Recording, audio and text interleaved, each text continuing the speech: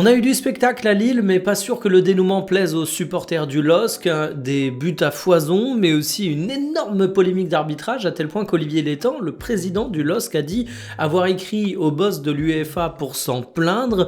Il visait bien évidemment un penalty qui a été refusé et qui pourtant était amplement justifié pour l'équipe française. Je le dis non pas par chauvinisme, mais parce que là, je vous avoue que j'ai juste pas compris pourquoi l'arbitre a fait ce choix.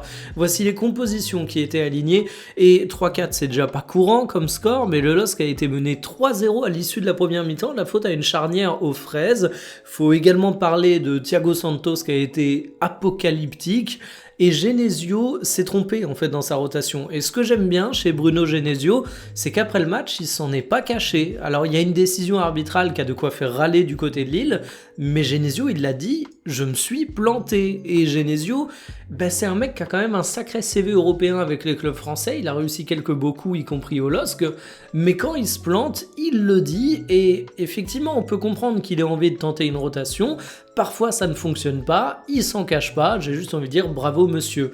Alors tout n'est pas à jeter dans ce match, parce que si ça fait 3-4 c'est parce que le LOSC a réussi à revenir au score, et d'ailleurs c'est assez cruel parce qu'à un moment en face, ils ont un penalty qui n'est pas transformé, tu te dis que c'est le moment pour le LOSC de pousser, et c'est là que tu te prends l'ultime but qui vient de Zivkovic et qui tue tes espoirs. Si on regarde les stats de la rencontre, t'as les tirs cadrés, t'as la possession, finalement tout est en la faveur du LOSC.